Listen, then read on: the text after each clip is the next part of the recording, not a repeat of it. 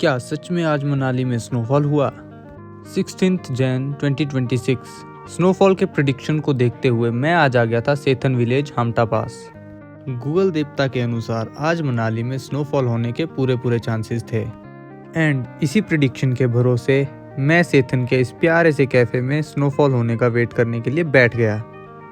उम्मीदें और ठंड दोनों बढ़ती गई बट स्नोफॉल का कोई नामो निशान नहीं मिला। To be honest, Manali and Hamta pass की तरफ तो आज स्नोफॉल देखने को नहीं मिला but Atal tunnel north portal की तरफ हल्की हल्की स्नोफॉल स्टार्ट हो गई है। तो क्या कल मनाली में स्नोफॉल देखने को मिलेगी? जानने के लिए बने रहिए एंड बुक करिए अपना मनाली ट्रिप मेरे साथ।